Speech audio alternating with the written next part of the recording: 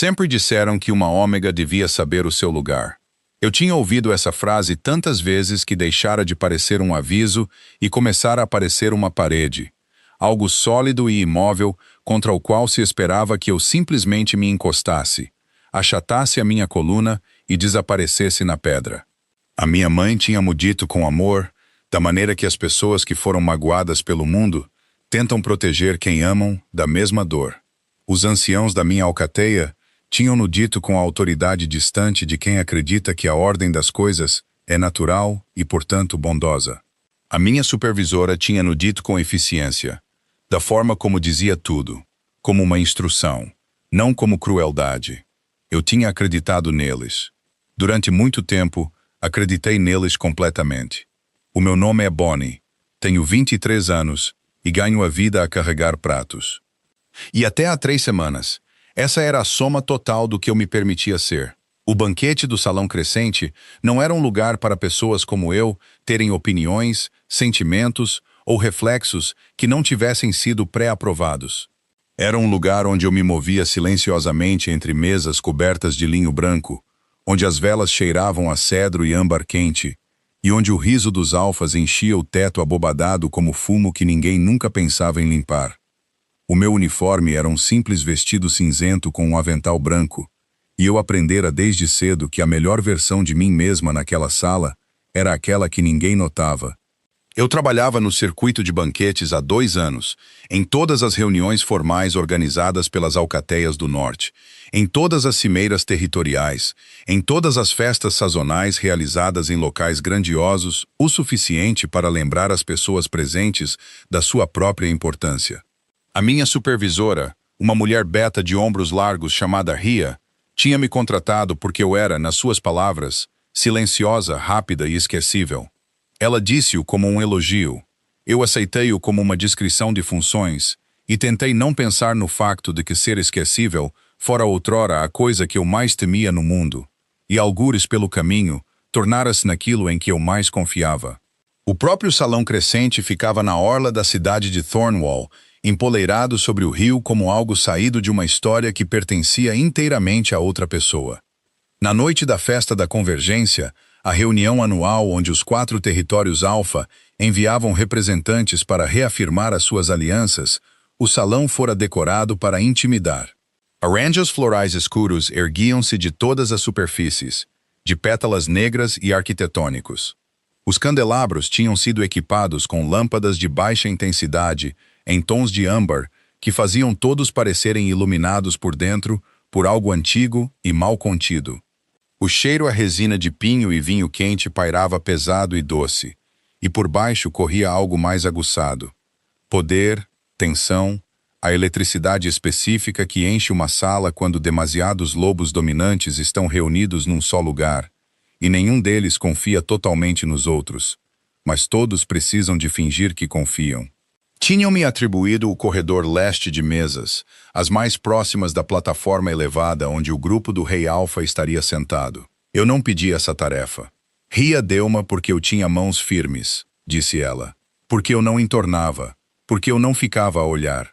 3 qualidades que ela valorizava numa empregada de mesa e que eu tinha cultivado com a disciplina silenciosa de alguém que aprendeu que chamar a atenção na direção errada numa sala como aquela nunca vale a pequena satisfação que a causou. A primeira hora passou sem incidentes. E eu carreguei tabuleiros de pão de ervas assado e manteiga salgada. Enchi novamente cálices de cristal com vinho tinto escuro. Movi-me entre ombros e costas de cadeiras com o silêncio praticado de alguém que aprendeu a ler a geografia de uma sala, por que frestas passar, que conversas contornar pelas margens, de que mesas me aproximar pela esquerda, porque o homem sentado ali gesticula amplamente quando fala, e já derrubou um cálice e culpou o membro da equipa mais próximo por isso. Estes eram os cálculos da minha vida profissional, pequenos e constantes e inteiramente invisíveis para as pessoas que protegiam. Eu notava outras coisas também, como sempre fazia. A forma como certos betas se inclinavam ligeiramente para longe dos seus homólogos alfas ao falar, criando distância física suficiente para sinalizar deferência sem fazer uma vénia óbvia. A forma como os representantes alfa do território ocidental, uma delegação de 4, todos em cobre escuro e bronze, se tinham posicionado de costas para a parede, observando a sala em vez de participar nela. A forma como o jovem empregado chamado Corwin, que só trabalhava em banquetes há 6 semanas, mantinha os olhos fixos no chão por um segundo a mais sempre que um lobo dominante passava perto dele. A postura específica de alguém que aprendeu a submissão como estratégia de sobrevivência e ainda não descobriu como parecer natural ao fazê-lo. Eu reconhecia-a porque eu própria a tinha usado. O ar mudou aproximadamente 2 minutos antes de as portas principais se abrirem. Senti-o antes de o compreender. Uma mudança na pressão, subtil, mas inconfundível. A forma como uma sala se sente pouco antes de uma tempestade significativa, quando a atmosfera se reorganiza em torno do que está para vir. As conversas não pararam, a música não vacilou, mas algo se ajustou, e todos os lobos no salão sentiram-no, e a sala coletivamente endireitou-se sem que ninguém decidisse fazê-lo. Então, Leander entrou. Eu tinha ouvido falar do Rei Alfa das Terras Altas do Norte, da mesma forma que se ouve falar do tempo antes de uma tempestade, através das reações de outras pessoas, da maneira como todos à nossa volta começam a mover-se de forma diferente, através da qualidade particular de silêncio que se instala num espaço lotado quando algo genuinamente poderoso entra nele. Eu tinha servido em reuniões de alcateia suficientes para ter desenvolvido uma compreensão funcional do que a autoridade alfa parecia numa sala. A forma como organizava o espaço à sua volta, a forma como fazia outras personalidades dominantes recalibrarem-se quase involuntariamente. Eu não estava preparada para o quão completa e imediatamente isso se aplicava a ele. Ele era mais alto do que eu imaginara, o que já era dizer muito, porque eu o tinha imaginado como sendo considerável. Ele moveu-se pela entrada do salão com a certeza tranquila de um homem que nunca teve de se perguntar se lhe dariam espaço. O espaço aparecia à sua volta, oferecido livre e instantaneamente por uma sala que compreendia o que ele era antes de o seu nome ser anunciado.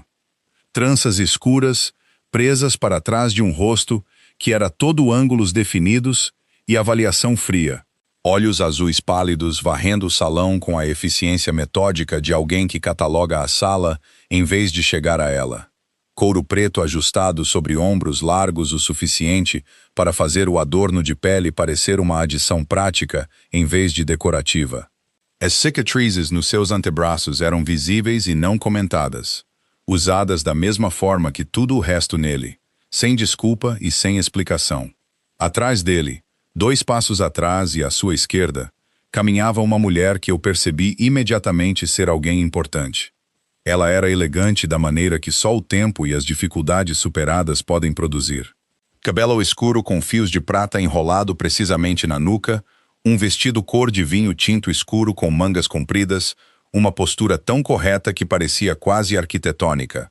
Ela foi anunciada como Lady Seraphine, a mãe do Rei Alfa, e moveu-se pela sala com uma gravidade silenciosa que a tornava, de uma forma estranha, mais notável do que o poder que caminhava à sua frente. Onde Leander comandava a atenção pela pura força, ela comandava-a através de algo mais difícil de nomear, uma qualidade de quietude talvez, ou a confiança particular de uma mulher que já sobreviveu às piores coisas que uma vida pode produzir e se encontrou ainda de pé do outro lado. E eu observei-a da mesma forma que observo a maioria das coisas naquele salão, cuidadosamente da periferia, catalogando sem apego. Eu estava a encher um copo de água na beira dos degraus da plataforma quando aconteceu. Quase não dei por isso. Estava meio virada, a alcançar a jarra na mesa lateral, quando captei o movimento com a minha visão periférica. Não o golpe em si, ainda não, mas a intenção dele.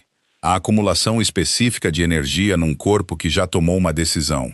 Uma mulher num vestido cor de cobre, parte da delegação do território ocidental, levantara-se do seu lugar com um sorriso cuidadosamente arranjado no rosto. Ela já estava perto de Lady Seraphine. Perto demais. Movendo-se com o tipo de casualidade deliberada que as pessoas usam quando querem que o movimento pareça acidental até deixar de o ser. O seu braço já se estava a erguer. Não me lembro de ter decidido mover-me. Essa é a verdade. Não houve cálculo consciente, nenhum momento em que pesei as consequências contra a ação. O meu corpo simplesmente se moveu da mesma forma que se move quando algo quente se aproxima demasiado da pele nua. Puro reflexo a sobrepor-se a todos os instintos cuidadosamente construídos em direção à invisibilidade que eu passara 2 anos a aperfeiçoar. O impacto atingiu o meu antebraço, plano, agudo, surpreendente na sua força. O silêncio que se seguiu foi imediato e total. Não o silêncio educado de conversa entre pratos. Este era o silêncio de respiração suspensa de 200 lobos a processar simultaneamente algo para o qual não havia protocolo estabelecido. Uma empregada ômega tinha se interposto fisicamente entre uma mão levantada e a mãe do rei Alfa. A jarra ainda estava de alguma forma na minha outra mão, embora o vinho tivesse salpicado num arco escuro sobre o meu avental branco e estivesse a pingar lento e vermelho no chão de mármore pálido por baixo. A mulher do vestido cor de cobre olhou para mim, primeiro com choque, depois com algo mais quente e duro por baixo.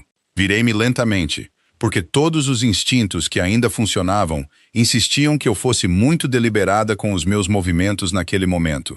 Lady Sarafine estava a olhar para mim com uma expressão que demorei um momento a identificar, porque raramente havia dirigida a mim. Atenção genuína e tranquila, como se eu fosse algo que valesse o custo total de um olhar. E então sentiu o peso particular de um olhar que carrega autoridade. Forcei-me a olhar para cima. Leander não se tinha movido da sua posição na cabeceira da plataforma. Não precisara. A sala tinha se reorganizado em torno do momento, e ele estava no centro dela, completamente imóvel, olhos azuis pálidos fixos em mim com uma expressão que eu não conseguia ler. E isso assustou-me mais do que qualquer outra coisa na sala, precisamente porque não a conseguia ler. Rhea materializou-se ao meu lado em segundos, os dedos a fecharem-se no meu braço com um aperto que era profissional e desesperado em igual medida. "Recua", sussurrou ela ao meu ouvido. "Recua, fica quieta e não digas uma única palavra." Deixei que ela me movesse. Mantive os olhos baixos. Deixei a sala começar a respirar novamente à minha volta. Deixei as vozes retomarem os seus ritmos cuidadosos. Deixei a maquinaria da festa reiniciar-se com a eficiência praticada de pessoas que entendem que certas coisas são melhor absorvidas e ultrapassadas do que examinadas diretamente. Mas enquanto Rhea me guiava em direção à porta do corredor, cometi o erro de olhar para trás. Leander ainda estava a observar-me. Ele não tinha desviado o olhar uma única vez. Ao longo de todo aquele salão, através do movimento retomado dos empregados e do ruído retomado da conversa, os seus olhos pálidos ainda estavam fixos no lugar onde eu estivera, seguindo o caminho que Rhea me fazia percorrer com uma expressão que não era raiva, nem divertimento, nem a fria indiferença que eu teria achado mais fácil de sobreviver. Era algo mais próximo de cálculo, algo mais próximo de interesse. A porta do corredor fechou-se atrás de mim, e eu fiquei no estreito corredor de serviço com o meu avental manchado de vinho, o meu antebraço dorido e o meu coração a trabalhar demasiado para alguém que deveria ser invisível. E pensei, fizeste algo que não podes desfazer. Na manhã seguinte, uma carta selada chegou aos aposentos do pessoal, endereçada em meu nome, escrita numa caligrafia que eu não reconheci, selada com uma marca de cera que eu só vira em documentos oficiais das Terras Altas do Norte. Fiquei a olhar para ela durante muito tempo antes de a abrir. "Apresenta-te no salão do rei ao meio-dia. Não te atrases." Sem assinatura, sem explicação, sem indicação do que me esperava do outro lado daquela instrução. Apenas a certeza absoluta a instalar-se fria e silenciosa no fundo do meu estômago de que, o que quer que viesse a seguir, já estava em movimento. Troquei de avental 3 vezes naquela manhã. Não porque os 2 primeiros estivessem manchados. Não estavam. Eu tinha lavado o vinho na noite anterior, esfregando o tecido no pequeno lavatório de pedra da casa de banho dos aposentos do pessoal, até a água sair limpa e as minhas mãos estarem em carne viva do frio. Os aventais estavam bons. Eu continuava a trocá-los porque ficar em frente ao espelho estreito por cima do lavatório e ajustar os laços dava algo para as minhas mãos fazerem, e as minhas mãos precisavam desesperadamente de algo para fazer. Corwin encontrou-me no corredor às 11, encostada à parede do lado de fora do armário da roupa branca com a carta selada, ainda dobrada no bolso, embora eu a tivesse lido 11 vezes e já tivesse memorizado as suas 8 palavras. Ele tinha 20 anos. Era franzino da maneira que os jovens machos beta por vezes são antes de as suas características secundárias se desenvolverem completamente, com o rosto honesto e o tipo de olhos que pareciam sempre ligeiramente preocupados, mesmo quando nada estava errado. Ele estava preocupado desde que soubera do que acontecera na noite anterior, o que significava que a sua expressão naquela manhã estava a fazer algo complicado que eu não tinha capacidade emocional para decifrar. Estão a dizer que a delegação ocidental apresentou uma queixa formal, disse ele sem preâmbulos, porque Corwin nunca tinha aprendido com sucesso a arte de introduzir informações difíceis. Contra ti, por interferência. Olhei para ele. Uma queixa formal ao Conselho da Convergência. Ele hesitou. A Ria está no escritório dela desde as 7. Não abre a porta. Absorvi isto. O Conselho da Convergência era o órgão administrativo que governava a conduta entre alcateias em eventos sancionados. Um conselho de anciãos e representantes cuja função principal, tanto quanto eu sempre entendera, era garantir que nenhuma ação tomada numa reunião formal pudesse ser interpretada como um ato de agressão entre territórios. Uma empregada de mesa a interpor-se entre uma mão levantada e a mãe do rei Alfa era, aparentemente, o tipo de coisa que exigia documentação formal. Uma queixa apresentada por quem? Perguntei. Lady Voss. Ele disse o nome com cuidado, da maneira que se diz o nome de algo que não se tem a certeza de que é seguro dizer em voz alta. A mulher do vestido cor de cobre. Ela é prima do Alfa Ocidental. Ela está a dizer que a agrediste. A palavra aterrou com o peso particular de algo absurdo que, no entanto, se tornara oficial. Eu tinha bloqueado uma bofetada. Agora, aparentemente, eu era uma agressora documentada numa cimeira entre alcateias. Volta para o teu turno, disse eu a Corwin. Bonnie, por favor. Eu vou ficar bem, disse eu baixinho, como dizia a maioria das coisas. Ele olhou para mim por um momento mais longo do que era confortável, e eu pude vê-lo a fazer o cálculo que as pessoas jovens e gentis fazem quando querem ajudar e entendem que não podem. A aritmética silenciosa da impotência. Depois, ele acenou uma vez e voltou pelo corredor em direção às cozinhas. Endireitei o meu avental. Verifiquei a carta mais uma vez, como se as palavras pudessem ter mudado durante a noite para algo menos irrevogável. Não tinham. Caminhei para o salão do rei.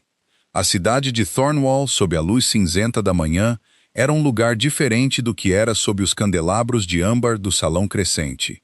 As ruas entre os aposentos do pessoal e o salão do rei eram de calçada e íngremes, ladeadas por edifícios de pedra escura que eram antigos há muito tempo e pareciam confortáveis com isso. O rio era audível de quase toda a parte na cidade, uma presença baixa e constante sob os sons das bancas de mercado a abrir e das rodas das carroças na pedra. O ar cheirava a fumo de lenha e a pão das padarias a abrir as suas persianas. E por baixo disso, o frio mineral do rio, e por baixo disso, pinho, sempre pinho, tão dentro do território das terras altas do norte, como se a floresta tivesse reivindicado permanentemente o próprio ar. Caminhei com as mãos entrelaçadas à minha frente e os olhos em frente, e tentei muito não pensar na queixa formal, ou em Ria atrás da sua porta fechada, ou na qualidade particular dos olhos azuis pálidos que me tinham seguido através de um salão silencioso. O salão do rei não era o salão crescente. Onde o salão crescente fora projetado para cerimônia e atmosfera, o salão do rei fora projetado para o negócio específico da governação. Um edifício largo e escuro de pedra aparelhada com janelas altas e estreitas, posicionado no centro da cidade numa ligeira elevação, que significava que se estava sempre a subir para lá chegar. O efeito, suspeitava eu, era inteiramente intencional. 2 guardas de negro das terras altas do norte flanqueavam a entrada. Olharam para mim quando cheguei, depois um para o outro, e depois de volta para mim com a expressão particular de homens a quem foi dito para esperar alguém, e que estavam a reconciliar o que lhes fora dito com o que estavam a ver. Bonnie, disse eu. Fui convocada. Um deles, mais velho, com o maxilar como uma prateleira, verificou uma lista, encontrou o meu nome e afastou-se sem uma palavra. O interior do salão do rei cheirava a papel velho, couro e algo vagamente metálico que eu associava à autoridade, da maneira que certos cheiros se tornam permanentemente ligados a certas experiências. O corredor pelo qual fui dirigida era largo e forrado com mapas. Enormes mapas territoriais detalhados em molduras escuras, cada um marcado com linhas de fronteira, símbolos de alcateia e tinta desbotada. Mantive os olhos neles enquanto caminhava, porque olhar para mapas parecia mais seguro do que pensar para onde estava a ir. A porta no final do corredor estava aberta. Parei na entrada porque os meus pés tomaram a decisão antes que o resto de mim os alcançasse. A sala era um escritório, grande, forrado de livros, o tipo de sala que foi ativamente usada em vez de decorada. Papéis cobriam a secretária em camadas organizadas. Havia um globo num suporte perto da janela, um modelo topográfico detalhado das terras altas do norte e mapas nestas paredes também. Mas estes tinham sido marcados com tinta fresca, recentemente atualizados, com notas e caligrafia demasiado pequenas para ler de onde eu estava. Leander estava de costas para mim, a olhar pela janela alta para a cidade lá embaixo. Ele vestia roupas mais simples do que na noite anterior. Calças escuras, uma camisa preta com as mangas arregaçadas até ao cotovelo, sem peles, sem armadura, sem apresentação formal. Deveria tê-lo feito parecer menos imponente. Não fez. Se alguma coisa, a ausência de cerimônia tornava a autoridade mais visível, da mesma forma que remover andaimes de um edifício concluído revela a própria estrutura. Ele não se virou quando entrei, mas falou imediatamente. Fecha a porta. A sua voz era mais baixa do que eu esperava, não mais suave. Nada na forma como ele falava sugeria acomodação, mas mais baixa, com uma ressonância que se instalou na sala como uma segunda gravidade. Fechei a porta. As minhas mãos estavam firmes. Fiquei muito orgulhosa das minhas mãos naquele momento. Sabes por que estás aqui? Disse ele, ainda sem se virar. Lady Voss apresentou uma queixa, disse eu, contra mim. Ela apresentou-a menos de 1 hora após o incidente. Ele virou-se então, e eu forcei-me a manter-me firme, o que exigiu mais esforço do que eu gostaria de admitir. Na luz cinzenta da manhã do escritório, sem o calor âmbar do salão de banquetes, ele parecia mais nítido, os olhos pálidos mais frios, os ângulos do seu rosto mais pronunciados. Ele estava a olhar para mim com a mesma expressão indecifrável da noite anterior, aquela que eu ainda não conseguia nomear. Ela está a chamar-lhe agressão. Contacto físico não provocado com um representante de um território aliado. O absurdo da situação subiu-me à garganta. Reprimi-o. Eu bloqueei uma bofetada, disse eu. A minha voz saiu mais firme do que eu me sentia, que era dirigida à sua mãe. Algo moveu-se na sua expressão. Rápido, controlado, desapareceu antes que eu pudesse identificá-lo. Eu sei o que fizeste, disse ele. Eu estava na sala. Então sabe que não foi não provocado. O silêncio que se seguiu foi do tipo que tem peso. Ele estudou-me por um longo momento. O tipo de estudo que te torna consciente de cada coisa específica sobre ti. A simplicidade do vestido cinzento, a única trança de cabelo pálido sobre um ombro, a mancha de vinho que não saíra completamente da bainha do avental, a forma como eu estava a entrelaçar as mãos à minha frente, da mesma forma que sempre fazia quando tentava parecer mais calma do que estava. Senta-te, disse ele. Não era um pedido, mas também não era bem o que eu estava à espera. Sentei-me na cadeira em frente à secretária. Ele permaneceu de pé, o que significava que eu tinha de olhar para cima para ele, o que eu suspeitava não ser um acidente. A queixa de Lady Voss foi revista pelo Conselho da Convergência esta manhã, disse ele. Eles determinaram que o incidente se enquadra numa área cinzenta dos Estatutos de Conduta, intervenção física durante uma reunião formal, independentemente da intenção. O meu estômago afundou. Área cinzenta. o que significa que, em circunstâncias normais, estarias a enfrentar uma censura formal e uma proibição permanente de eventos de alcateia sancionados. Ele fez uma pausa. Estas não são circunstâncias normais. Eu esperei. A minha mãe, disse ele, e algo na sua voz mudou muito ligeiramente, como uma porta a abrir-se uma fração numa parede que de resto é sólida. Pediu que a queixa fosse rejeitada, com base no facto de que a tua ação constituiu proteção, não agressão. E eu expirei. O conselho, continuou ele, não rejeita queixas a pedido de indivíduos, independentemente do posto, incluindo o meu. Outra pausa. E esta tinha uma qualidade diferente. Deliberada, considerada. O que significa que a queixa permanece ativa e tu permaneces numa posição complicada. O que é que isso significa para mim? Perguntei. Ele olhou para mim firmemente. Significa, disse ele, que eu tenho uma proposta. Fora da janela alta, a cidade movia-se através da sua manhã cinzenta. Indiferente ao momento específico suspenso que acontecia num escritório forrado de livros acima dela. O rio corria, as bancas do mercado abriam. O ar frio de pinho movia-se pelas ruas da cidade de Thornwall como sempre fizera. Dentro da sala, eu sentei-me muito quieta e esperei para ouvir o que o rei Alfa das Terras Altas do Norte considerava uma proposta, e pensei com uma clareza que me surpreendeu. Seja o que for, algo já mudou. A única questão é em que se transforma. A proposta não era o que eu esperava. Eu tinha me preparado nos 30 segundos entre a sua última palavra e o que quer que viesse a seguir para algo transacional e frio. Um acordo legal, uma declaração formal que eu seria obrigada a assinar. Talvez um relato escrito dos eventos da noite anterior que pudesse ser submetido ao Conselho da Convergência como contraprova. Algo administrativo. Algo que me mantivesse à distância correta de tudo o que importava. O que ele disse foi: quero-te na minha equipa aqui no Salão do Rei. Fiquei a olhar para ele. Temporariamente, acrescentou ele, com o tom particular de alguém que aprendeu a qualificar declarações, não porque duvide delas, mas porque entende como elas são recebidas, até que o conselho encerre o processo da queixa. A minha mãe sugeriu que o argumento mais eficaz contra a censura é a confiança demonstrada, que a casa do rei Alfa não te considera uma ameaça ou uma agressora, que, na verdade, escolhemos oferecer-te emprego. A sua mãe sugeriu isto, disse eu. Ela é persuasiva, disse ele. Não era bem seco, não era bem caloroso. Aterrou algures no meio e eu não sabia o que fazer com aquilo.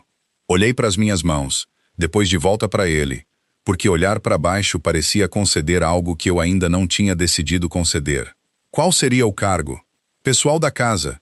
Sirius designada para a ala residencial, a ajudar na gestão da correspondência, a receber visitantes, apoio geral à agenda da minha mãe, enquanto ela permanecer em Thornwall durante a estação. Ele fez uma pausa. Ser-te-iam dados aposentos apropriados no salão. O teu emprego atual no circuito de banquetes seria suspenso durante esse período. Pensei em Rhea atrás da sua porta fechada. Pensei no rosto preocupado de Corvin no corredor. Pensei na palavra agressão associada ao meu nome num documento formal do conselho, guardado num ficheiro algures, neste mesmo edifício, paciente e permanente. E se eu recusar? Perguntei. A pergunta custou-me algo a fazer. Senti-a sair da minha boca e compreendi imediatamente que era o tipo de pergunta que declarava uma posição. Que eu era alguém que precisava de conhecer a forma de uma escolha antes de a fazer, mesmo quando a alternativa era provavelmente pior. Algo mudou na sua expressão, não descontentamento. Algo que se assemelhava, tênue e brevemente, a uma espécie de reconhecimento. Se recusares, disse ele, a queixa prossegue pelos canais normais. O conselho provavelmente decidirá a favor de Lady Voss, dadas as pressões políticas envolvidas. Serás censurada e banida de eventos sancionados. Uma pausa. Não te vou obrigar. Não é disso que se trata. Eu acreditei nele. Não tinha a certeza absoluta do porquê de acreditar nele, dado que o conhecia há menos de 20 minutos em 2 encontros separados. Mas a declaração tinha a textura de algo que ele queria dizer, em vez de algo que estava a dizer para causar efeito. E eu passara tempo suficiente a ler salas e pessoas para ter desenvolvido algum instinto para a diferença. Vou precisar de ir buscar as minhas coisas aos aposentos do pessoal, disse eu. Ele acenou uma vez, já se virando de volta para a secretária. Alguém te levará. Estejas de volta antes da sessão da noite. Levantei-me. Endireitei o meu avental por puro hábito. Depois senti-me vagamente absurda a fazê-lo. Senhor, parei. Como devo tratar-vos? Ele levantou o olhar dos papéis que já começara a rever. Os olhos pálidos continham algo que, num rosto diferente, poderia ter sido divertimento. Leander, disse ele, neste salão, os títulos são usados em sessões formais, não de passagem. Eu acenei. Caminhei para a porta. Tinha a mão na moldura quando a sua voz me alcançou. Mais baixa do que antes, com uma qualidade diferente. Menos instrução, mais outra coisa. Não vacilaste, disse ele. Ontem à noite, quando te meteste. Não me virei. Eu sei. A maioria das pessoas teria vacilado. Eu também sei disso, disse eu, e saí antes que a conversa se pudesse tornar em algo para o qual eu ainda não tinha vocabulário para navegar. A ala residencial do Salão do Rei não se parecia em nada com os aposentos do pessoal onde eu vivera durante 2 anos. Não era excessiva.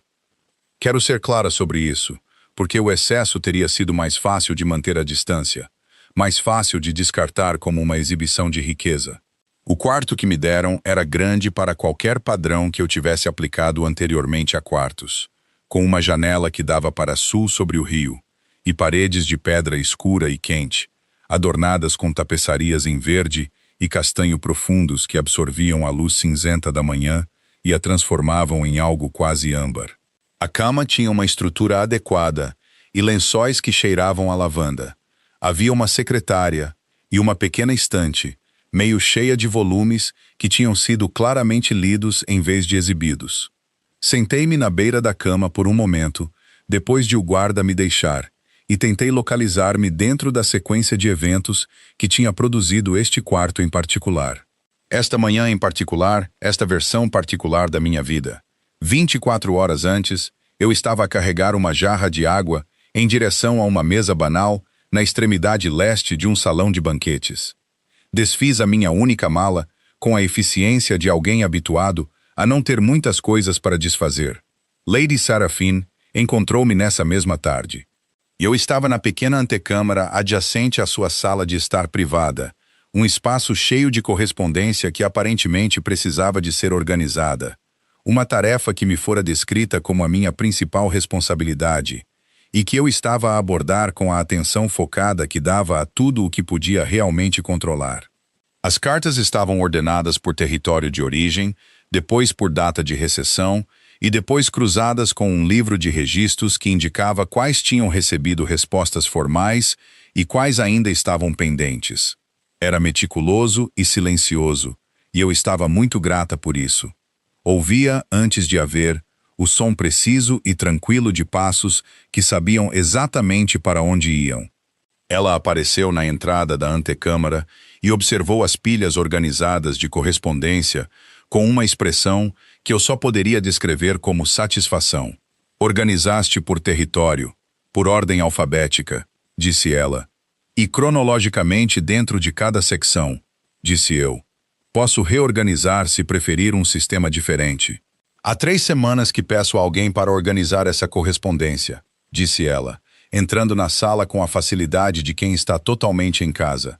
Os 2 últimos assistentes arquivaram tudo pela cor do selo do envelope, o que me diz muito sobre como eles abordavam os problemas em geral. Ela sentou-se na cadeira perto da janela, a boa cadeira, a que estava posicionada para apanhar mais luz, o que me disse que ela passava tempo real nesta sala, e olhou para mim com a mesma qualidade de atenção tranquila que me dirigira no salão de banquetes. De perto, ela era mais vívida do que parecera à distância. A prata no seu cabelo apanhava a luz. Os seus olhos eram de um azul mais escuro que os do filho, mais quentes nas bordas. Como está o teu braço? Perguntou ela. A pergunta surpreendeu-me e levou-me à honestidade. Dorido, disse eu. Está tudo bem. Não foi nada de somenos. O que fizeste? Disse ela. Quero que entendas que eu sei disso. Olhei para a correspondência nas minhas mãos e pousei-a cuidadosamente na pilha apropriada. Eu reagi, disse eu. Não pensei nisso. Não, concordou ela. É precisamente por isso que significa o que significa.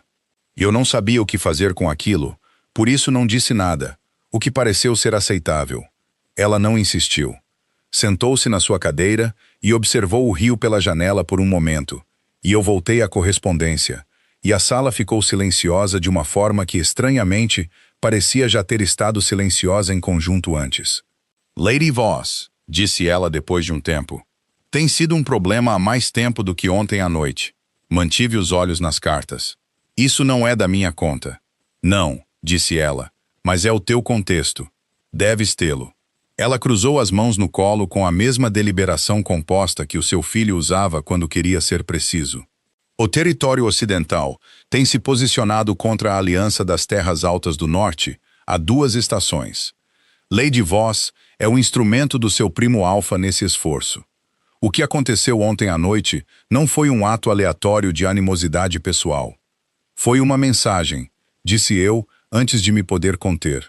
Ela olhou para mim com algo de calor na sua expressão. Sim, foi uma mensagem. E eu interrompia. Interrompeste. Uma pausa. É por isso que a queixa existe, porque a mensagem não chegou ao destino e alguém precisava de ser responsabilizado por isso. Pensei nisto. Pensei no rosto de Lady Voss no momento seguinte. Não apenas humilhada, mas a recalcular. Não apenas zangada comigo especificamente, mas zangada da maneira que as pessoas ficam quando um plano foi interrompido por algo que não tinham previsto. Ela vai tentar outra vez, disse eu. Quase de certeza, concordou Lady Seraphine. De uma forma diferente, através de canais diferentes. Ela olhou para mim firmemente. O que é parte da razão pela qual estares aqui é útil. Encarei os seus olhos. Quer dizer, porque se algo me acontecer neste salão, isso implica diretamente o território ocidental. O silêncio que se seguiu teve uma qualidade diferente dos anteriores. És bastante perspicaz, disse ela. Não de forma indelicada, quase. Pensei eu com alívio. Eu ganho a vida a carregar pratos, disse eu. Não sou perspicaz. Apenas presto atenção. Na minha experiência, disse ela, levantando-se da sua cadeira, com a graça tranquila que parecia ser o seu estado natural de movimento. Essas 2 coisas estão consideravelmente mais ligadas do que a maioria das pessoas permite. Ela moveu-se em direção à porta, depois parou no limiar e virou-se para olhar para mim mais uma vez. O jantar é às 7 no salão principal. O pessoal come no corredor leste. Mas esta noite, Leander pediu que te juntes à mesa da família. Fiquei a olhar para ela. Não te atrases, disse ela, e desapareceu antes que eu pudesse formar uma única palavra em resposta. Fiquei na antecâmara, rodeada de correspondência organizada, e pensei em muitas coisas simultaneamente. Sobre Lady Voss a recalcular, sobre o processo aberto do Conselho da Convergência, sobre olhos azuis pálidos num escritório cinzento de manhã, sobre a maneira específica como a voz de alguém muda quando está a dizer algo que realmente sente. E depois pensei, o jantar é às 7.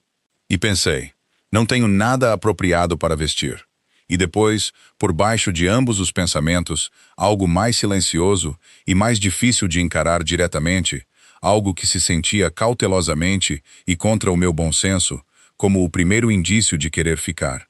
O jantar na mesa da família do rei Alpha acabou por ser menos cerimonial e mais inquietante do que eu tinha previsto. Tinha pedido um vestido emprestado a Morhen, uma das funcionárias permanentes da casa, uma mulher na casa dos 40 anos com cabelo escuro e curto e o calor prático e específico de alguém que trabalhou numa casa grande, tempo suficiente para ter visto tudo 2 vezes e deixado de se surpreender com o que quer que fosse. Ela aparecera à minha porta às 6, com um vestido azul marinho escuro pendurado num braço e a expressão de alguém que fora informado sobre a minha situação e formara uma opinião prática sobre ela. Vai ficar um pouco comprido em ti, disse ela, avaliando-me com a eficiência franca de quem tira medidas. Mas é apropriado. É isso que importa esta noite. Isto acontece muitas vezes? Perguntei, vestindo o vestido atrás do biombo. Funcionários serem convidados para a mesa da família. Nunca, disse ela, sem drama particular. Em 14 anos. Nem uma vez. Saí de trás do biombo. Ela olhou para mim, fez um pequeno som de satisfação profissional e ajustou a costura do ombro com 2 movimentos rápidos das mãos. Isso é suposto fazer-me sentir melhor? Perguntei.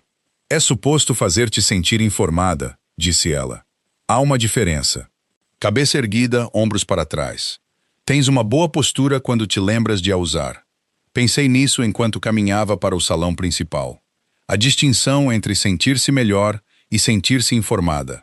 Parecia o tipo de distinção que importava num lugar como este. A mesa da família estava posta numa sala de jantar mais pequena, adjacente ao salão principal. Uma sala que eu ainda não tinha visto, mais quente e de teto mais baixo do que os espaços formais, com uma lareira que estava realmente a ser usada, e móveis de madeira escura que mostravam o desgaste honesto de refeições regulares em vez de cerimônias ocasionais. Cheirava a carne assada e a algo com ervas e vagamente doce, e o fogo tornava tudo âmbar. E por um momento desorientador, lembrou-me o salão de banquetes, exceto que quase tudo era o oposto do salão de banquetes. Íntimo em vez de vasto, funcional em vez de performativo. O tipo de sala onde as pessoas realmente viviam em vez de aparecerem. Havia 4 pessoas já sentadas quando cheguei. Lady Seraphine, na extremidade mais próxima da mesa, que reconheceu a minha entrada com um pequeno aceno que conseguiu comunicar tanto boas-vindas como a informação de que eu deveria parar de hesitar na entrada. Leander, na cabeceira, com um documento ainda na mão, que pousou com o que pareceu ser um esforço consciente quando entrei, como se guardá-lo fosse um ato que exigia decisão em vez de reflexo. Ele olhou para mim brevemente e não disse nada, o que eu estava a começar a entender ser a sua versão de reconhecimento em ambientes informais, e 2 outros que eu não conhecia.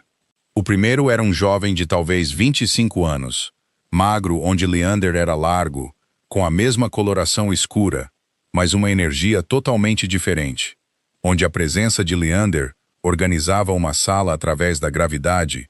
A presença deste homem animava-a, como um fogo que decidira assumir uma forma mais social. Ele estava recostado na sua cadeira com a facilidade confortável de alguém totalmente à vontade, e olhou para mim quando entrei com uma curiosidade aberta e descomplicada. Então, tu és a Bonnie, disse ele.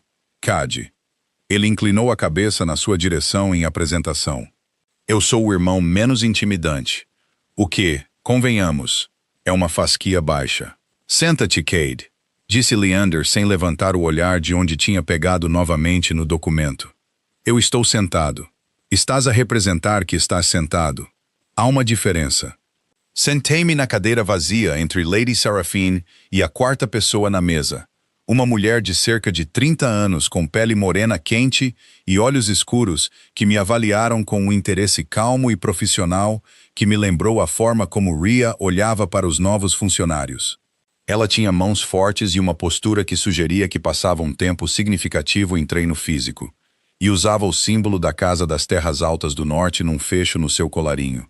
Senna, disse ela, chefe da guarda pessoal do rei. Uma pausa. Eu sei quem tu és. Toda a gente parece saber, disse eu. És a primeira ômega a intervir fisicamente num incidente territorial numa cimeira de convergência, disse ela.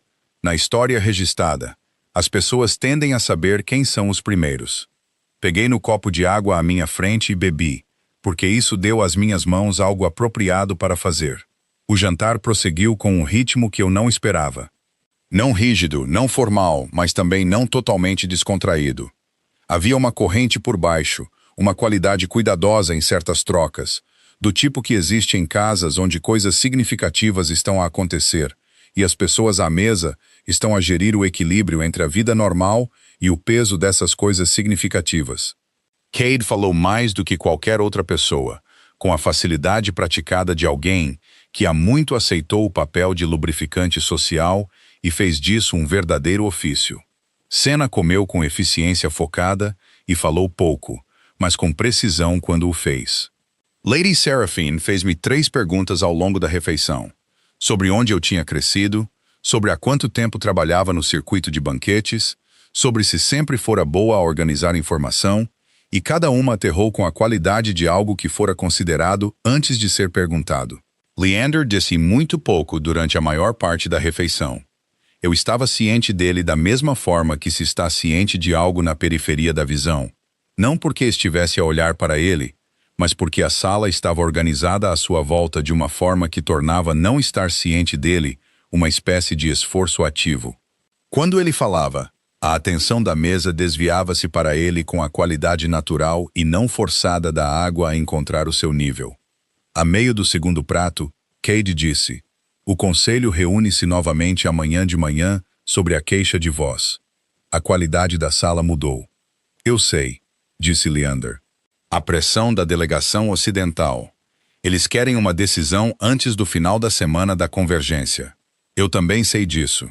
Eles estão a dizer que se o conselho rejeitar a queixa sem consequências formais, o Alfa Ocidental irá interpretá-lo como a Casa das Terras Altas do Norte a proteger um dos seus, em detrimento de..."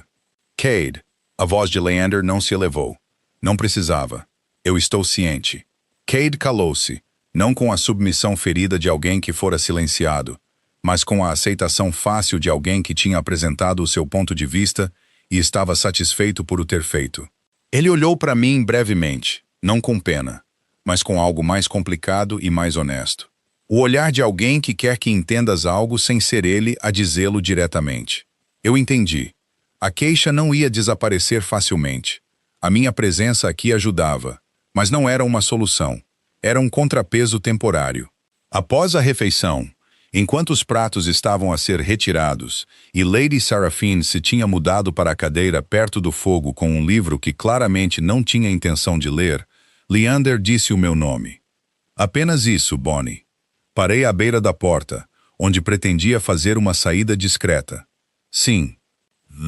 "Anda comigo." Não era um pedido. Eu estava a começar a entender que muito poucas coisas que ele dizia eram pedidos, mas que havia uma distinção que eu também estava a começar a identificar entre as coisas que eram instruções e as coisas que eram outra coisa que simplesmente usavam a mesma forma gramatical. Isto era outra coisa.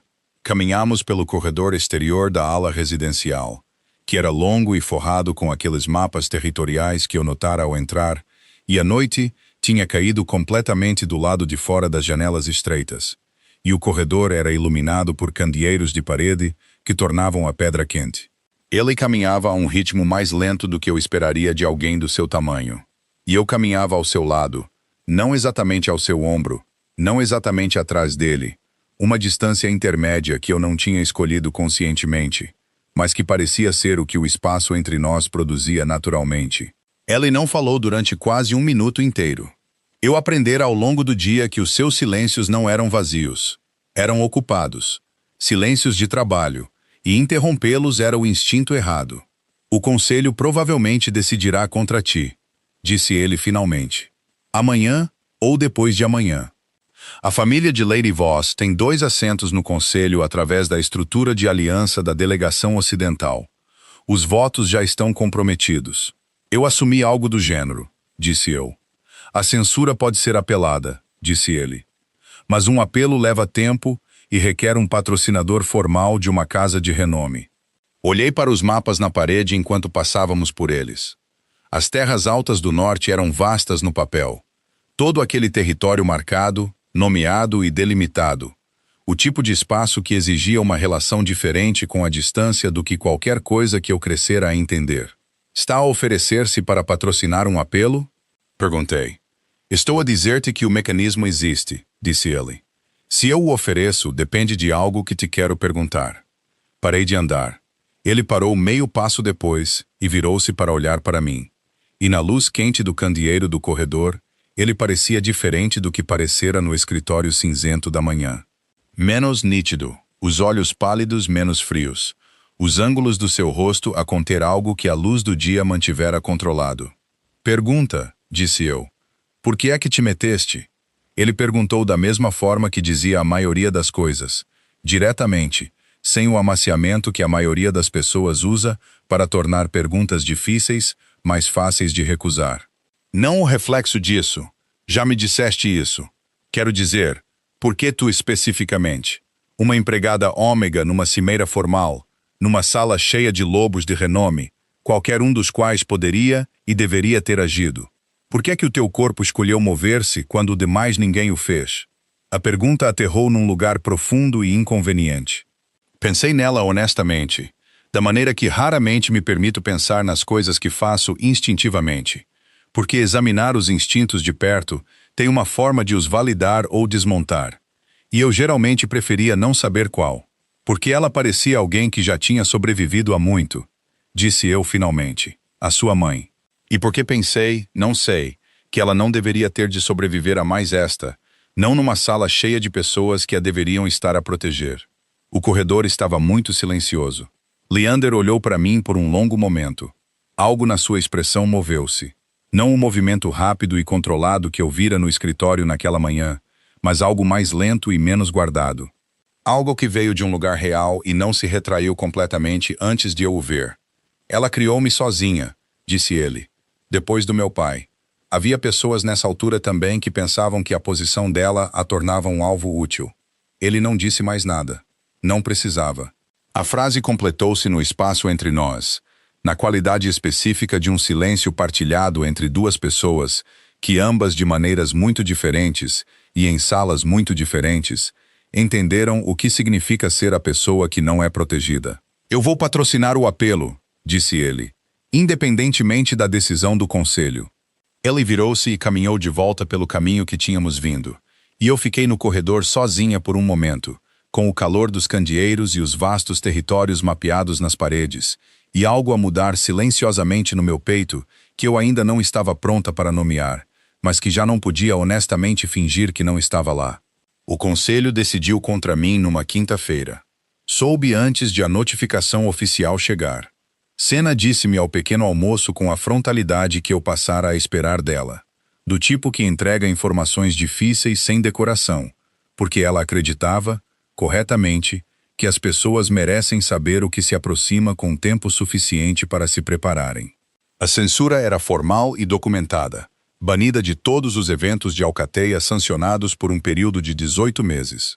O meu nome foi inserido no registro de conduta do Conselho da Convergência, ao lado do relato dos eventos de Lady Voss, que me descrevia como uma presença imprevisível e agressiva numa reunião diplomática.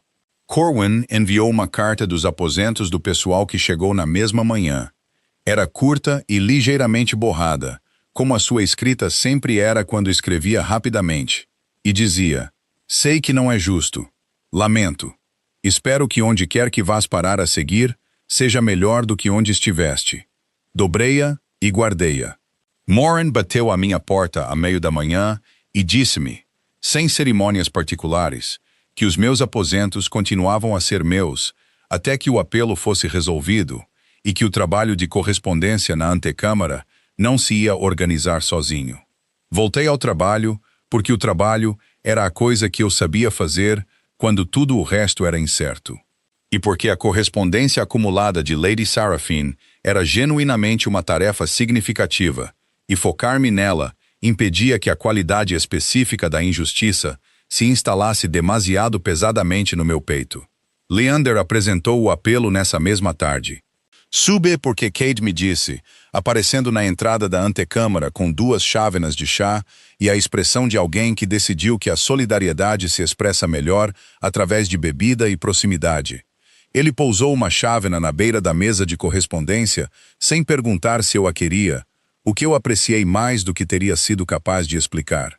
Ele apresentou-o sob a doutrina de proteção da casa, disse Cade, sentando-se na cadeira que Lady Seraphine geralmente ocupava perto da janela. O que significa que vai acima do Conselho da Convergência para a Assembleia de Anciãos das Terras Altas. Processo mais longo, mas estrutura de votação diferente. A delegação ocidental não tem assentos lá. Quanto tempo? Perguntei. Semanas, talvez 2 meses. Ele envolveu ambas as mãos na sua chávena e olhou para mim com aquela qualidade aberta e descomplicada que era inteiramente sua. Isso incomoda-te, ficar tanto tempo? Pensei na pergunta honestamente. 2 meses antes, eu teria achado-a francamente assustadora. Demasiado tempo, demasiado exposta, demasiado fora da pequenez cuidadosamente mantida da minha vida, dos aposentos do pessoal e do circuito de banquetes e da invisibilidade praticada que mantinha tudo controlável. Não, disse eu. E era verdade. Não me incomoda. Cade sorriu. Não o sorriso social fácil que ele usava à mesa de jantar, mas algo mais pequeno e mais genuíno por baixo. Bom, disse ele, porque és a primeira pessoa que organizou essa correspondência corretamente em 3 anos, e a minha mãe está insuportavelmente satisfeita com isso. As semanas que se seguiram tiveram um ritmo ao qual eu não esperava habituar-me tão naturalmente. As manhãs eram de correspondência e agendamento. A agenda de Lady Seraphine era complexa, cheia das obrigações específicas de uma mulher que ocupava uma posição social significativa, sem título oficial nem autoridade formal. O que significava que tudo o que ela fazia era feito através de relacionamento e presença em vez de posto. E gerir isso exigia um tipo diferente de atenção do que eu aplicara a qualquer coisa antes. Aprendi os nomes e as histórias das pessoas que lhe escreviam, as texturas políticas dos seus pedidos, que convites ela aceitava por interesse genuíno e quais aceitava porque a recusa custaria mais do que a presença. Ela ensinou-me a maior parte disto diretamente, sem cerimônia, sentada na sua cadeira perto da janela enquanto eu trabalhava, oferecendo contexto quando era útil, pedindo a minha opinião com uma consistência que, ainda semanas depois, me apanhava ligeiramente de surpresa de cada vez. Eu não estivera em muitos ambientes onde a minha opinião era considerada um recurso. As tardes, por vezes, levavam-me a outras partes do salão, a entregar documentos no escritório de Senna na ala leste, onde Senna me incluía breve e eficientemente em qualquer problema logístico que estivesse a resolver no momento, tratando a minha presença como simplesmente parte da maquinaria funcional do salão. A unidade de guarda que Senna comandava, 6 lobos no total, todos de renome das terras altas do norte, tinha se habituado a um reconhecimento profissional e fácil de mim que eu achei reconfortante. Chamavam-me pelo nome. Afastavam-se nos corredores sem a qualidade particular de deferência que carrega condescendência dentro dela.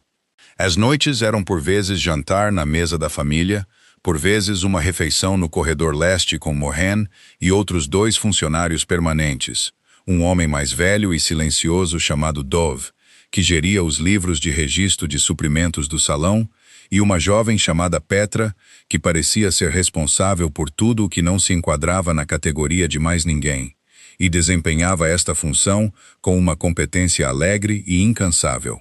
E por vezes, não todas as noites, não de acordo com qualquer horário que eu pudesse identificar, Leander estaria na biblioteca quando eu passava por ela a caminho da sala de estar de Lady Seraphine. A biblioteca ficava no 2º andar da ala residencial, uma sala longa que cheirava permanentemente a papel velho e madeira de cedro, com cadeiras de leitura posicionadas perto das janelas, e uma secretária alta no canto que era claramente onde Leander trabalhava quando queria trabalhar sem ser encontrado. A primeira vez que passei e vi a luz por baixo da porta, continuei a andar. A segunda vez, parei sem decidir inteiramente. A terceira vez, ele disse sem levantar o olhar do que quer que estivesse a ler: "Há uma cadeira." Então, sentei-me nela. Raramente falávamos longamente durante essas noites. Ele trabalhava ou lia documentos, ou ficava à janela com a quietude particular de alguém a processar algo que não estava pronto para verbalizar. Eu lia da estante. Os volumes eram variados e bem usados, relatos históricos e registros territoriais e, ocasionalmente, coisas que eram simplesmente histórias, o que me surpreendeu e sobre o qual não comentei. O silêncio entre nós tinha mudado do silêncio pesado e cuidadoso das nossas primeiras conversas para algo mais fácil. Não confortável exatamente, ainda não, mas já não exigindo manutenção ativa. Um silêncio que decidira existir sem se explicar. Uma noite, talvez 5 semanas depois, ele levantou o olhar da sua secretária e disse: "O que queria ser?" Antes do circuito de banquetes. Levantei o olhar do livro no meu colo. "Uma cartógrafa", disse eu, e vi algo mudar na sua expressão. "Uma cartógrafa", repetiu ele. "Eu cresci num território de fronteira", disse eu.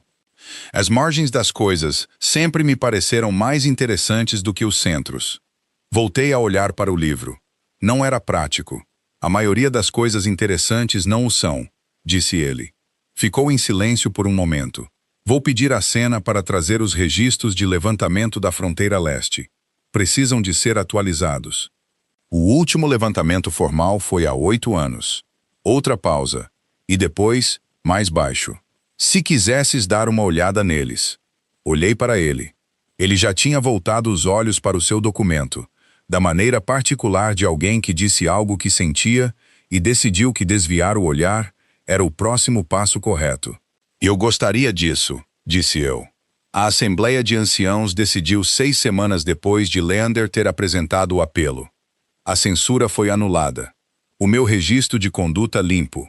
A queixa de Lady Voss formalmente rejeitada por falta de provas de intenção agressiva. A Assembleia tinha revisto os relatos de 14 testemunhas presentes no salão de banquetes naquela noite, e o consenso era aparentemente inequívoco. Sena contou-me isto também, ao pequeno almoço, com a mesma frontalidade e uma qualidade ligeiramente diferente por baixo. Algo que, na economia controlada de expressão de Sena, passava por satisfação. Cade celebrou aparecendo à porta da antecâmara com algo que ele afirmava ser um bolo de reconhecimento tradicional das terras altas do norte, e que parecia ser, em termos práticos, um bolo de mel muito bom que Moran quase certamente tinha feito. Comemo-lo sobre a mesa de correspondência, enquanto Lady Sarah Fenn fingia desaprovar e não conseguia. Naquela noite, encontrei Leander na biblioteca. Ele levantou o olhar quando entrei e pousou o seu documento da maneira que eu passara a reconhecer. O movimento consciente e decidido de alguém que escolhe estar presente em vez de trabalhar. Está feito, disse eu. Sim. Fiquei no meio da sala por um momento, ciente do peso específico do que tinha chegado. Não apenas a resolução legal, mas a questão que ela abria por baixo. Aquela que eu carregara durante 6 semanas com a atenção cuidadosa e disciplinada de alguém que aprendeu a segurar coisas incertas sem as forçar a resolver-se antes de estarem prontas. Eu podia ir-me embora, disse eu, agora que está resolvido. Voltar a algo, a uma versão de uma vida normal. Podias, disse ele. Sem inflexão, sem persuasão. A mesma qualidade que ele usara no escritório naquela primeira manhã. Não te vou obrigar. Não é disso que se trata. Eu não quero, disse eu. A biblioteca estava silenciosa. O cheiro a madeira de cedro e papel velho e o candeeiro de âmbar na secretária alta. Lá fora, o rio fazia o que sempre fazia, indiferente e constante. E a cidade instalava-se na sua noite. E o ar frio de pinho das terras altas do norte movia-se pela escuridão da maneira que o fazia há mais tempo do que qualquer um de nós estivera aqui para notar. Leander levantou-se da secretária. Atravessou a sala com a mesma certeza tranquila com que eu o vira organizar todos os espaços por onde passava, e parou à minha frente a uma distância que era mais próxima do que qualquer uma que já tivéssemos mantido, perto o suficiente para que eu pudesse ver o azul pálido dos seus olhos claramente na luz quente do candeeiro. E o que estava neles não era a expressão controlada e avaliadora que eu catalogara ao longo de semanas de observação cuidadosa. Era algo desprotegido, algo que estivera à espera, paciente e firme, exatamente por isto, pelo momento em que as coisas que precisavam de ser resolvidas se resolveram e o que restava era simplesmente verdade. Então fica, disse ele. Não um comando, não uma negociação. Algo que tinha a textura das coisas mais honestas, oferecidas sem garantia, sem arquitetura, sem nada à sua volta exceto ela mesma. Pensei na carta borrada de Corwin, na porta fechada de Rhea, e nos aventais de vestido cinzento, e na arte praticada de ser esquecível, numa mulher de vestido cor de cobre e um braço levantado, e no momento específico em que um corpo se move antes de uma mente decidir, e como esse único reflexo banal me levara a uma vida que eu não sabia que tinha permissão para querer. Está bem, disse eu. O que veio depois não foi uma resolução de conto de fadas. Quero ser honesta sobre isso, porque a honestidade parecia ser a única moeda que alguma vez funcionara entre nós, e não via razão para parar agora. As manobras políticas do território ocidental não terminaram com a queixa rejeitada de Lady Voss. Houve mais 2 queixas formais apresentadas contra a Aliança das Terras Altas do Norte nos meses seguintes. Nenhuma delas me envolvendo diretamente, mas ambas exigindo o tipo de atenção cuidadosa e sustentada que manteve Leander e Senna a trabalhar longas horas e a lâmpada da biblioteca acesa até mais tarde do que deveria. Cade passou 6 semanas a viajar para os territórios do Sul como representante diplomático e voltou mais magro e mais sério. E lentamente, ao longo de várias semanas de bolo de mel e jantares de família, voltou a ser ele mesmo. Lady Sarafine permaneceu em Thornwall durante o inverno. Trabalhamos juntas todas as manhãs na antecâmara, e ela ensinou-me mais sobre a arquitetura do poder naqueles meses, como era construído, mantido e ocasionalmente desmantelado, do que eu aprendera nos 23 anos anteriores da minha vida combinados. Ela fê-lo da mesma forma que fazia a maioria das coisas, sem anúncio, através do simples ato de me tratar como alguém que valia a pena ensinar. Eu atualizei os levantamentos da fronteira leste, todos eles. Demorou 4 meses e exigiu 3 visitas de campo a territórios fronteiriços que Senna me acompanhou com a minúcia profissional de alguém que considera cada viagem uma potencial situação de segurança, o que eu achei simultaneamente um pouco excessivo e genuinamente tranquilizador. Os levantamentos concluídos foram formalmente submetidos ao Arquivo Cartográfico das Terras Altas na primavera. O meu nome estava na página de rosto. Segurei a cópia encadernada por um longo momento quando chegou. Leander encontrou-me na biblioteca naquela noite, com ela ainda nas minhas mãos. Ele olhou para ela, para o meu nome na capa, para as minhas mãos a segurá-la, para o que quer que estivesse no meu rosto que eu não estava a gerir com tanto cuidado como de costume, e não disse nada, porque ele aprendera, como eu aprendera sobre ele, que alguns momentos não são melhorados por palavras. Ele sentou-se na cadeira ao lado da minha, estendeu a mão e virou para o primeiro mapa, a fronteira nordeste, aquele em que eu passara mais tempo, aquele em que o levantamento antigo estava mais significativamente errado, e olhou para ele com a atenção focada e genuína de alguém que entendia o que estava a ver. Sentámo-nos assim por muito tempo, no silêncio perfumado à madeira de cedro, enquanto o rio corria lá fora, e a cidade se instalava na sua noite à nossa volta. Nos meses que se seguiram, a pressão política do território ocidental acabou por colapsar sob o peso da sua própria sobreextensão. 3 territórios retiraram-se da sua estrutura de aliança na mesma estação por razões separadas que, no entanto, todas remontavam ao mesmo padrão de comportamento que produzira Lady Voss e o vestido cor de cobre e o braço levantado no salão de banquetes. O Conselho da Convergência reformou os seus estatutos de conduta no ano seguinte, adicionando uma linguagem mais clara em torno da definição de intervenção protetora. Senna disse-me isto com uma expressão de máxima satisfação profissional. A própria Lady Voss nunca mais voltou a um evento sancionado pelas Terras Altas do Norte. Ao que ela voltou foi ao seu próprio território e ao seu próprio acerto de contas com os custos específicos do tipo de plano que depende de ninguém se intrometer. Corwin foi contratado pelo pessoal permanente do Salão do Rei na primavera seguinte.